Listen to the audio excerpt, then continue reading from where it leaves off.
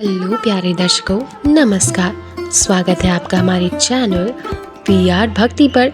आज मैं आपकी लाई हूँ एक असीम गाथा जिसका टाइटल है कर्ण और दुर्योधन की मित्रता। महाभारत में कई ऐसे रिश्ते की गहराई देखने को मिलती है, भाइयों का प्रेम, गुरु शिष्य का संबंध, पति पत्नी का त्याग, लेकिन इनके बीच सबसे अनोखा और साधारण सा रिश्ता है कर्ण और दुर्योधन की मित्रता। कर्ण जो जन्म से क्षत्रिय था पर सुपुत्र के रूप में पहचाना गया, दुर्योधन जो हस्तिनापुर का राजकुमार था लेकिन अधर्म के मार्ग पर चल रहा था।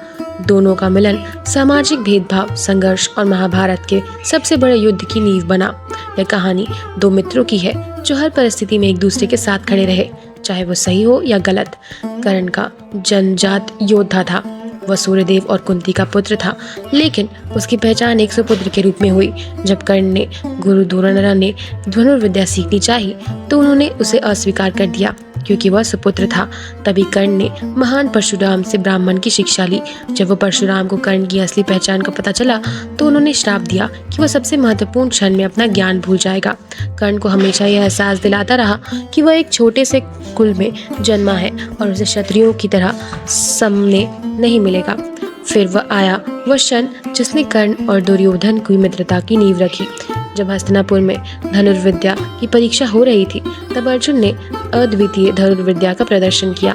कर्ण ने भी चुनौती दी कि वह अर्जुन से बेहतर है, लेकिन तभी गुरु द्रोणाचार्य ने कौरवों को अन्य राजाओं से कहा, कर्ण तुम कौन हो? केवल क्षत्रिय ही इस प्रतियोगिता में भाग ले सकते हैं। यह सुनकर कर्ण का हृदय टूट गया। वह एक महान योद्धा था, लेकिन उसकी जाति ने उसे छोटा बना दिया। यह वही क्षण था जब दुर्योधन आगे आया। दुर्योधन ने घोषणा की, यदि केवल क्षत्रिय ही इस प्रतियोगिता में भाग ले सकते हैं तो मैं कर्ण को अंग देश का राजा घोषित करता हूँ। अब कर्ण का एक राजा था और उसे दुर्योधन से युद्ध करना अधिकार मिल चुका था। कर्ण की आंखों में आंसू आ गए। उसने हाथ जोड़कर कहा, प्रभु आपने मुझे केवल सम्मान नहीं बल्कि नई पहचान दी है। मैं जीवन भर आपका ऋणी रहूंगा। इससे शुरू हुई कर्ण और दुर्योधन की अनोखी मित्रता। कर्ण ने हमेशा माना कि उसका जीवन दुर्योधन का ऋणी है। उसने हर परिस्थिति में दुर्योधन का साथ दिया, चाहे वो सही हो या गलत। दुर्योधन भी जानता था कि यदि अर्जुन को कोई हरा सकता है तो वो केवल कर्ण है। कर्ण की सबसे बड़ी निष्ठा और उनको उदाहरण तब मिला जब कृष्ण ने उसे सच्ची बात बताई। महाभारत के युद्ध से पहले श्री कृष्ण कर्ण के पास गए और बोले, कर्ण तुम कौरवों की ओर से लड़ रहे हो, लेकिन क्या तुम जानते हो कि तुम स्वयं को खुद पांडव के भाई हो? कर्ण यह सुनकर चौंक गया। श्री कृष्ण ने आगे कहा, लेकिन कर्ण तुम कुंती के पुत्र हो, यदि तुम पांडव के साथ दो तो तुम हस्तिनापुर का राजा बनाया जाएगा। लेकिन कर्ण ने विनम्रता से उत्तर दिया, माधव आप मुझे आज ये सच बता रहे हैं, लेकिन जब पूरा संसार मुझे सुपुत्र कहकर अपमानित कर रहा था तब किसी ने मुझे ये नहीं बताया। मुझे अभी भी ज्ञात है यदि मैं अब अर्जुन के विरुद्ध नहीं युद्ध कर सकता, ये धर्म की विजय होगी, लेकिन मैं दुर्योधन का मित्र हूँ, मैं अपने मित्र को छोड़ नहीं सकता। यह कर्ण का सबसे महान बलिदान था। वह जानता था वह धर्म का साथ दे रहा है, लेकिन वह मित्रता निभाने के लिए अपने जीवन का बलिदान देने के लिए तैयार था। जब महाभारत युद्ध का अंतिम चरण में था तब कर्ण और दुर्योधन के बीच एक अंतिम संवाद हुआ। दुर्योधन ने कर्ण से कहा, कर्ण मेरे सभी योद्धा मारे जा चुके हैं, अब केवल तुम ही हो जो अर्जुन को हरा सकते हो। कर्ण ने उत्तर दिया, मित्र मैं तुम्हारे साथ कभी नहीं छोड़ा और अंत तक तुम्हारे साथ दूंगा। लेकिन युद्ध में जब कर्ण की रथ कीचड़ में फंस गया तो वो हस्तिना शस्त्रहीन हो गए। तब अर्जुन ने उसे पर बाण चला दिया। कर्ण की मृत्यु हो गई, लेकिन उसकी मित्रता अमर हो गई। जब दुर्योधन ने कर्ण का शव देखा तो रो पड़ा और बोला, तुम केवल मेरे मित्र नहीं बल्कि मेरे सबसे बड़े भाई थे कर्ण। सच्ची मित्रता जाति कुल पहचान के ऊपर होती है। निष्ठा और वफादारी की व्यक्ति सबसे बड़ा गुण होता है। सही मित्रता वही है जो सुख दुख में साथ रहे, न केवल स्वार्थ के लिए। हमारे कर्म ही हमारी पहचान बन जाते हैं, जन्म नहीं। मित्रता निभाने के लिए कभी कभी त्याग करना पड़ता है। कर्ण और दुर्योधन की मित्रता महाभारत की सबसे प्रेरणादायक कहानियों में से एक है। कर्ण ने जाति और अपमान को पीछे छोड़कर एक सच्चा मित्र पाया। दुर्योधन ने कर्ण को सम्मान देकर उसे एक नया जीवन दिया, लेकिन यह मित्रता धर्म, अधर्म और संघर्ष के उलझन में थी। इस मित्रता की सबसे बड़ी खूबी यह थी कि यहाँ किसी का स्वार्थ नहीं था। सच्ची मित्रता वही होती है जो हर परिस्थिति में अड़िग रहती है। तो दोस्तों, यह थी आज की कहानी। मिलते हैं ऐसी किसी नए वीडियो के साथ। देखने के लिए धन्यवाद। हेलो प्यारे दर्शकों, आज की वीडियो में हम जानेंगे गुरु द्रोणा की दुविधा। महाभारत की कथा में गुरु द्रोणाचार्य का चरित्र धर्म, कर्तव्य और दुविधा का प्रतीक है।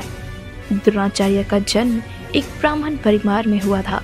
वे महान ऋषि भारद्वाज के पुत्र थे। द्रोण ने परशुराम से शिक्षा प्राप्त की और धनुर्विद्या से निपुण हो गए। उनकी पत्नी का नाम कृपि था और उनका पुत्र अश्वत्थामा था। द्रोण अपने परिवार को सुखी रखने और अपने पुत्र को श्रेष्ठ बनाने के लिए प्रयासरत थे, लेकिन गरीबी और जीवन की कठिनाइयों ने उन्हें हस्तिनापुर का गुरु बनने पर मजबूर कर दिया। द्रोणाचार्य को हस्तिनापुर के राजकुमारों का शिक्षक नियुक्त किया गया। उन्होंने पांडवों और कौरवों दोनों को धनुर्विद्या सिखाई। अर्जुन उनके सबसे प्रिय शिष्य थे। अर्जुन की लगन और कौशल ने गुरु द्रोण को प्रभावित किया। उन्होंने वचन दिया कि अर्जुन को संसार का सबसे महान धनुर्धर बनाएंगे, लेकिन यही वचन उनके लिए बाद में दुविधा का कारण बना। कर्ण, जो एक महान योद्धा बनने की इच्छा रखते थे, गुरु द्रोण के पास शिक्षा के लिए आए, लेकिन कर्ण, जो एक सुतपुत्र थे, उन्हें द्रोण ने यह कहकर अस्वीकार कर दिया कि वे केवल क्षत्रिय को ही शिक्षा देते हैं। यह निर्णय द्रोण के लिए आसान नहीं था। वे जानते थे कि कर्ण में प्रतिभा है, लेकिन समाज के नियमों और अर्जुन को दिए वचन के कारण वे कर्ण को शिष्य नहीं बना सके।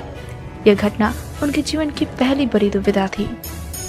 एकलव्य, जो निषाद राज के पुत्र थे, द्रोणाचार्य के पास धनुर्विद्या सीखने आए, लेकिन द्रोण ने उन्हें शिक्षा देने से मना कर दिया।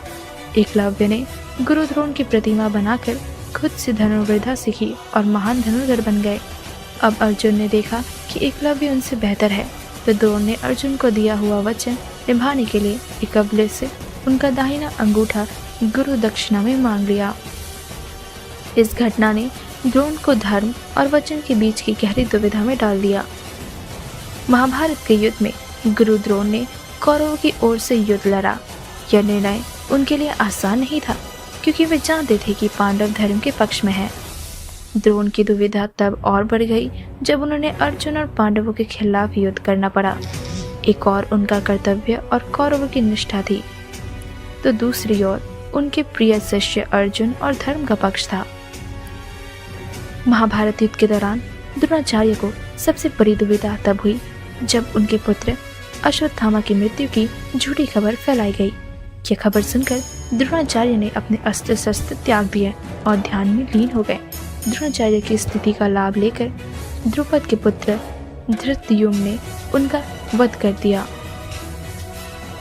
द्रोण की दुविधा का संदेश, कर्तव्य और धर्म का टकराव। गुरु द्रोण का जीवन यह दिखाता है कि कभी कभी कर्तव्य और धर्म के बीच संतुलन बनाना बहुत कठिन होता है। गुरु और शिष्य का संबंध, द्रोण और अर्जुन का संबंध गुरु शिष्य की आदर्श परिभाषा है, लेकिन इसमें भी कई बार कठिनाई आई। जीवन की अस्थिरता, द्रोण की कहानी सिखाती है कि जीवन में हर निर्णय आसान नहीं होता। अन्याय और परिणाम, कर्ण और एकलव्य के साथ हुए अन्याय ने यह दिखाया कि समाज के नियम कभी कभी प्रतिभा को दबा देते हैं। गुरु द्रोण की दुविधा महाभारत के सबसे गुर और प्रेरणादायक प्रसंगों में से एक है। यह कहानी धर्म, कर्तव्य और जीवन के कठिन नियमों को समझने का एक मार्गदर्शन है। आज के लिए बस इतना ही। मिलते हैं अगली वीडियो में, तब तक के लिए धन्यवाद। नमस्कार प्यारे दर्शकों, स्वागत है आपका हमारे चैनल पीआर भक्ति पर। आज मैं आपके लिए लाई हूँ एक बहुत ही असीम गाथा, जिसका टाइटल है शिव का पशुपात शस्त्र। महाभारत केवल एक युद्ध की कहानी नहीं, बल्कि एक ऐसे ग्रंथ है जिसमें धर्म, भक्ति और शक्ति, ईश्वर की कृपा की अद्भुत कहानियाँ सहमित है। इस ग्रंथ में कई महान अस्त्रों शस्त्रों का वर्णन मिलता है, लेकिन उनमें से सबसे शक्तिशाली अस्त्र था पशुपात शस्त्र, जिसमें स्वयं भगवान शिव ने अर्जुन को प्रदान किया था। यह कहानी केवल एक दिव्य अस्त्र प्राप्त करने की नहीं, बल्कि यह एक योद्धा की परीक्षा, उसकी भक्ति और भगवान की कृपा की कहानी भी है। आइए जानते हैं कि कैसे अर्जुन ने पशुपात शस्त्र को प्राप्त किया और यह शस्त्र कितना शक्तिशाली था। महाभारत के युद्ध की तैयारियां जोरों पर थी। पांडवों को यह ज्ञात हो चुका था कि कौरवों की सेना में कोई महान शक्तिशाली योद्धा और अस्त्र शस्त्र है। विशेष रूप से भीष्म पितामह, गुरु द्रोणाचार्य, कर्ण और स्वयं दुर्योधन की सेना कई दिव्य शस्त्रों से संपन्न थी। अर्जुन को यह महसूस हुआ कि यदि उसने इस युद्ध में विजय प्राप्त करनी है तो उन्हें भी कुछ ऐसे शस्त्रों का आवश्यकता जरूर होगी जिससे वह अपने शत्रु का सामना कर सके। इस सोच में वे श्री कृष्ण के पास गए और पूछा, हे माधव, इस युद्ध में कौरवों के पास कई दिव्य अस्त्र हैं। मैं अपने भाइयों की रक्षा और धर्म की स्थापना के लिए कौन सा दिव्य अस्त्र प्राप्त करूं? श्री कृष्ण मुस्कुराए और बोले, अर्जुन, इस संसार में सबसे शक्तिशाली अस्त्र पशुपाश अस्त्र है जो केवल भगवान शिव के आशीर्वाद से ही प्राप्त हो सकता है। यदि तुम इसे प्राप्त करना चाहते हो तो तुम्हें कठोर तपस्या करनी होगी। अर्जुन ने यह सुनकर आश्चर्य हुआ, लेकिन वे शिव जी के भक्त में नींद हो गए और अर्जुन हिमालय पर पर्वत पर चले गए और उन्हें भगवान शिव को प्रसन्न करने के लिए कठोर तपस्या शुरू कर दी। उन्होंने भोजन और फल और जल त्याग दिया और दिन रात ओम नमः शिवाय का जाप करने लगे। धीरे धीरे उनकी तपस्या इतनी कठोर हो गई कि तीनों लोक में इसकी चर्चा होने लगी। देवताओं को भी आश्चर्य होने लगा, यह योद्धा कितना कठोर तपस्या क्यों कर रहा है? लेकिन भगवान शिव अपने भक्तों की परीक्षा के बिना उन्हें वरदान नहीं देते, इसलिए उन्होंने अर्जुन की भक्त की परीक्षा लेने का निश्चय किया। भगवान शिव ने एक दिन शिकारी के रूप में प्रकट होने का निश्चय किया। संयोग से उस दिन अर्जुन की तपस्या के पास एक महान शक्तिशाली राक्षस ने जंगल के सुअरों को अपने साधारण रूप से कर लिया था और उस क्षेत्र को प्राप्त करने में और उत्पात मचाने में शिकार था। अर्जुन ने सुअर को मारने के लिए अपना बाण छोड़ा, लेकिन उसी समय एक वनवासी शिकार ने अपना बाण छोड़ दिया और सुअरों को मार गिराया। जब अर्जुन ने देखा कि किसी ने और भी सुअर को मार दिया है तो वह क्रोधित हो गए। उन्हें किरात से कहा, तुम कौन हो? यह शिकार मैंने किया है, फिर तुम इससे बाण क्यों चलाए? भगवान शिव हंसते हुए बोले, यह मेरा जंगल है और मैं यहाँ वर्षों से शिकार करता आया हूँ। यह शिकार मेरा है, ना कि तुम्हारा। अर्जुन को यह सुनकर गुस्सा आया और उन्होंने उस शिकारी को चुनौती दे दी। अर्जुन ने तुरंत अपने बाणों को शिव के प्रहार करना शुरू कर दिया, लेकिन आश्चर्य की बात यह है कि शिव ने पर अर्जुन के बाणों का कोई प्रभाव नहीं पड़ा। शिव मुस्कुराते रहे और अर्जुन पर बाण प्रहार करते रहे। अर्जुन को पहली बार अनुभव हुआ कि वह उसके सामने एक साधारण मनुष्य नहीं बल्कि कोई दिव्य शक्ति है। लेकिन अर्जुन ने हार नहीं मानी। उन्होंने अपना गिरवीर उठाया और पूरी शक्ति के साथ युद्ध किया, परंतु शिव के प्रहार से अर्जुन निराशित हो गए क्योंकि उन्होंने बाण शिव को छू भी नहीं पाया। अंततः जब अर्जुन को पूरी तरीके से पराजित हो गया तो उन्हें उसके पास कोई अस्त्र शस्त्र नहीं बचा, तो उन्होंने शिव को प्रणाम किया और कहा, हे प्रभु, मैं समझ गया कि आप कोई साधारण शिकारी नहीं है, कृपया अपने असली रूप प्रकट करें। यह सुनकर भगवान शिव अपने दिव्य रूप में प्रकट हो गए। अर्जुन ने भगवान शिव को देखा और उसके चरणों में गिर पड़े। प्रभु, मुझे क्षमा करें, मैं अज्ञात में आपसे युद्ध कर बैठा। मैं आपकी अज्ञानी भक्त हूँ, मुझे पर कृपा करें। भगवान शिव ने मुस्कुराते हुए अर्जुन को आशीर्वाद दिया और बोले, पार्थ, तुमने अत्यंत कठिन तपस्या की है, मैं तुम्हारी भक्ति से प्रसन्न हूँ। यह युद्ध भी तुम्हारी परीक्षा थी जिसने तुम्हें सफलतापूर्वक पार किया, इसलिए मैं तुम्हें पशुपाश शस्त्र प्रदान करता हूँ। इसके बाद भगवान शिव ने अर्जुन को पशुपाश शस्त्र का दिव्य ज्ञान दिया। उन्होंने समझाया कि यह अत्यंत शक्तिशाली है, इसे बिना आवश्यकता के कभी उपयोग में नहीं लाना चाहिए। यह इतना प्रचंड है कि पूरे सृष्टि को नष्ट कर सकता है। अर्जुन ने शिव के चरणों में गिरकर यह दिव्य अस्त्र प्राप्त किया और प्रण लिया कि वो इसे अपने धर्म की रक्षा के लिए ही प्रयोग करेगा। पशुपाश शस्त्र एक ऐसा दिव्य शस्त्र था जो केवल भगवान शिव के वरदान से ही प्राप्त हो सकता था। इतना शक्तिशाली था कि प्रयोग होते ही सारा ब्रह्मांड जलकर भस्म हो सकता था। इस शस्त्र का प्रयोग केवल महान योद्धा और धर्मात्मा व्यक्ति ही कर सकता था। इस अस्त्र का प्रयोग केवल महाभारत में नहीं हुआ, क्योंकि श्री कृष्ण ने पहले ही अर्जुन को निर्देश दिया था कि इस अस्त्र का प्रयोग केवल मानव शिकारी प्रस्तुत करने से ही होना चाहिए। भगवान शिव ने अर्जुन को यह कथा हमें सिखाती है कि धर्म और सत्य के मार्ग पर चलने वाला व्यक्ति ही सच्ची और अधिकारी शक्ति होता है। अर्जुन ने कठिन समय पर तपस्या से भगवान शिव का प्रसन्न किया और उन्हें शक्तिशाली अस्त्र प्राप्त हुआ। कहानी हमें बताती है कि सच्ची श्रद्धा, भक्ति और परिश्रम से कुछ भी प्राप्त किया जाता है। तो कमेंट बॉक्स में हर हर महादेव लिखना ना भूले दोस्तों। यह थी आज की कहानी। मिलते हैं ऐसी किसी नए वीडियो के साथ। देखने के लिए बहुत बहुत धन्यवाद। हेलो प्यारे दर्शकों, आज की कहानी में हम जानेंगे भीम के दुशासन का अंत की कथा। महाभारत के युद्ध में सबसे पहले महत्वपूर्ण घटनाओं में से एक थी भीम द्वारा दुशासन का अंत। यह घटना न केवल योद्धा के साहस और शक्ति का प्रदर्शन थी, बल्कि यह प्रतिशोध, न्याय और धर्म की स्थापना का भी प्रतीक बनी। द्युज सभा में जब पांडव अपनी हर चीज हार गए तो कौरवों ने द्रौपदी को भी दांव पर लगा दिया। दुशासन ने द्रौपदी को बालों से पकड़कर सभा में घसीटा और चीरहरण का प्रयास किया। द्रौपदी ने भगवान कृष्ण को पुकारा और उनकी कृपा से उनका चीर अनंत हो गया। दुशासन की यह हरकत पांडवों के लिए असहनीय थी, लेकिन उस समय वे कुछ नहीं कर सके। द्रौपदी ने भीम से प्रतिज्ञा ली, जब तक दुशासन के रक्त से मेरे बाल नहीं धुलेंगे मैं अपने बाल नहीं बांधूंगी। भीम ने क्रोध में कहा, मैं इस अपमान का बदला लूंगा। मैं दुशासन का वध करूंगा और उसका रक्त द्रौपदी के केशों के लिए लाऊंगा। कुरुक्षेत्र के युद्ध में पांडव और कौरव के बीच 18 दिनों तक भीष्म युद्ध हुआ। इस युद्ध में भीष्म के अपनी शक्ति और पराक्रम से कई कौरव योद्धाओं को पराजित किया। युद्ध के दौरान भीम का मुख्य उद्देश्य दुशासन और दुर्योधन का अंत करना था।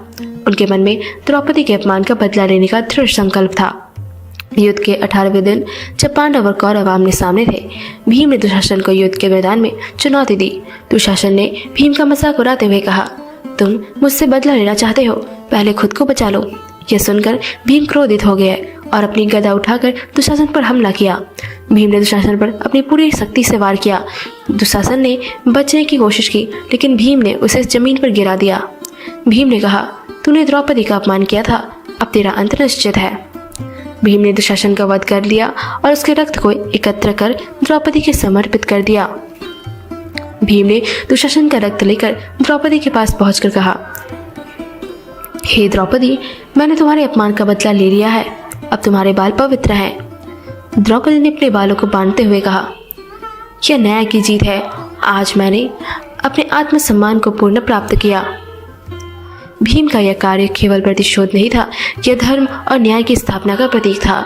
भीम ने यह दिखाया कि यह धर्म और अन्याय का अंत निश्चित है।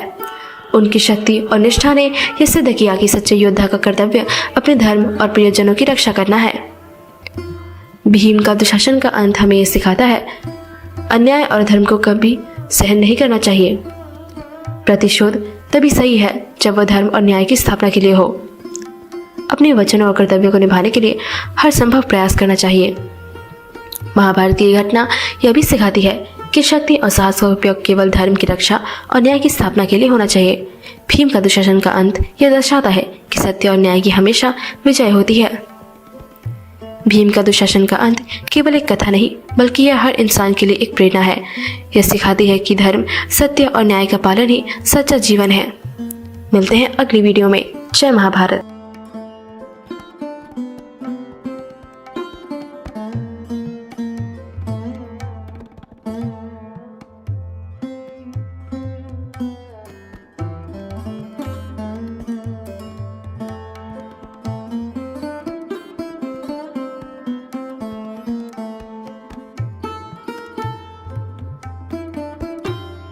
हेलो प्यारे दर्शकों, नमस्कार। आज मैं आपके लिए आई हूँ कृष्ण और नारद का संवाद की असीम गाथा, जो महाभारत को बहुत ही असीम बनाती है। महाभारत में भगवान कृष्ण केवल एक योद्धा या कटु निगीति नहीं थे, बल्कि वह एक दिव्य व्यक्ति थे जिनकी लीलाएं उपदेश और युगों युगों तक मानवता को प्रेरित करती रहेंगी। इस महागाथा में एक अत्यंत रोचक प्रसंग आता है, श्री कृष्ण और देवऋषि नारद का संवाद। नारद मुनि, जो स्वयं भगवान विष्णु के अन्य भक्त माने जाते हैं, सर्व पूरे ब्रह्मांड में भक्ति और ज्ञान का संदेश फैलाते रहते हैं। उनकी विशेषता थी कि वह हर लोक में विचरण कर सकते हैं और जहाँ भी जाते वह भगवान की महिमा का गुण करते। लेकिन एक बार उन्हें स्वयं भगवान श्री कृष्ण से एक प्रश्न किया, जिसका उत्तर जानकर वे स्तब्ध रह गए। यह कहानी भक्ति, अहंकार और सच्चे प्रेम का एक अनुपम उदाहरण है, जो हमें जीवन को महत्वपूर्ण का संदेश सिखाती है। एक दिन नारद मुनि द्वारका आए। उनके मन में एक प्रश्न था, संसार में सबसे बड़ा भक्त कौन है? वे जानना चाहते थे कि कौन व्यक्ति या जीव सबसे अधिक कृष्ण को प्रेम करता है।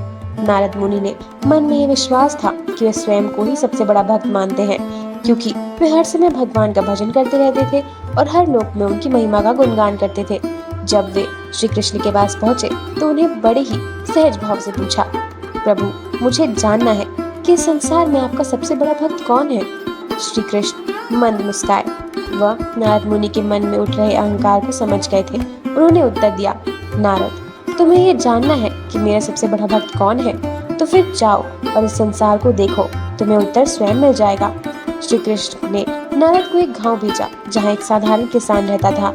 नारद मुनि ने देखा कि वह किसान सुबह उठकर भगवान श्री कृष्ण का नाम लेता, फिर पूरा दिन खेतों में मेहनत करता और रात में सोने से पहले भगवान का नाम लेकर विश्राम कर लेता।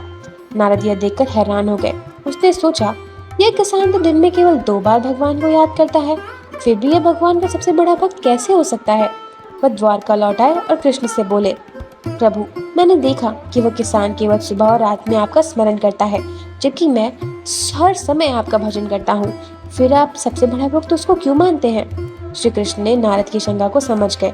उन्होंने नारद मुनि को एक पात्र दिया, कलश जिसमें पानी भरा हुआ था, और कहा, नारद, इसे सर पर रखकर पूरी द्वारका नगरी की परिक्रमा करो, लेकिन ध्यान रखना एक भी बूंद पानी गिरनी नहीं चाहिए। नारद मुनि ने कलश उठाया, भगवान की बड़ी सावधानी से पूरी द्वारका के परिक्रमा लगा कर आए। रास्ते में वो एक बार भी भगवान का नाम नहीं ले सकते थे, क्योंकि उनका पूरा ध्यान इसी बात पर था कि कहीं पानी न गिर जाए। जब वे परिक्रमा पूरी करके वापस लौटे तो श्री कृष्ण से पूछा, नारद, बताओ, इस पूरी परिक्रमा के दौरान तुमने कितनी बार मेरा नाम लिया? नारद लज्जित हो गए और बोले, प्रभु, मैंने एक बार भी आपका नाम नहीं ले पाया, क्योंकि मेरा पूरा ध्यान इस पात्र पर था। तभी श्री कृष्ण मुस्कुराए और बोले, नारद, सोचो, ये किसान दिन भर कठिन परिश्रम करता है, परिवार का पालन पोषण करता है, और फिर भी सुबह और रात मेरा नाम लेना नहीं भूलता। क्या यही सच्ची भक्ति नहीं है? नारद मुनि अब समझ गए थे कि भक्ति का अर्थ केवल हर समस्या का भगवान को नाम जपना नहीं, बल्कि मन से प्रेम और स्मरण करना भी है। श्री कृष्ण ने कहा, जो प्रेम और स्मरण के साथ अपने कर्तव्यों का पालन करते हुए भी मुझे याद करता है, वही मेरा सच्चा भक्त है। केवल नाम जपने से भक्ति सिद्ध नहीं होती, बल्कि जब कठिन परिस्थिति में भी मुझे कोई नहीं भूलता, और वही मेरा सच्चा भक्त होता है। अब नारद मुनि को यह समझ आ गया कि सच्ची भक्ति का मतलब केवल भगवान का नाम जपना नहीं, बल्कि अपने कर्तव्यों का पालन करते हुए भगवान का स्मरण करना है। उन्होंने श्री कृष्ण के चरणों में गिरकर क्षमा मांगी और कहा, प्रभु, आपने मेरी आंखें खोल दी। अब मैं समझ गया हूँ, केवल नाम जपने से कोई बड़ा व्यक्ति नहीं बन जाता, बल्कि जो व्यक्ति हर परिस्थिति में आपके प्रति समर्पित रहता है, वही सच्चा भक्त है। श्री कृष्ण ने नारद को आशीर्वाद दिया और कहा, नारद, भक्ति केवल शब्दों में नहीं, बल्कि हृदय में होती है। जो भी प्रेम और स्मरण से मुझे याद करता है, मैं सदैव उसके साथ रहता हूँ। इस गाथा से हमें यह सीख मिलती है कि भगवान केवल शब्दों से नहीं, बल्कि हृदय से मानने चाहिए। सच्चा भक्त वही है जो अपने कर्तव्यों का पालन करते हुए भगवान को कभी नहीं भूलता। अहंकार भक्ति को कमजोर कर देता है। भगवान केवल उन्हीं को नहीं दिखते जो हर समय उनका नाम जपते हैं, बल्कि उन लोगों को भी स्वीकार करते हैं जो सच्चे दिल से उनका प्रेम करते हैं। परिश्रम और ईमानदारी से किया गया हर कार्य भक्ति का एक रूप है। कृष्ण और नारद के संवाद हमें यह सिखाती है कि सच्ची भक्ति केवल जब तक में नहीं, बल्कि प्रेम, कर्तव्य और समर्पण पे है। नारद मुनि का अहंकार जब टूटा, तब उन्हें सच्ची भक्ति का अर्थ समझ आया। ये गाथा हमें बताती है कि भगवान को वही प्रिय होता है जो अपने जीवन में हर पल उन्हें याद करता है, चाहे वो किसी भी स्थिति में क्यों ना हो। सच्ची भक्ति वही है जिसमें प्रेम, निष्ठा और समर्पण का भाव हो।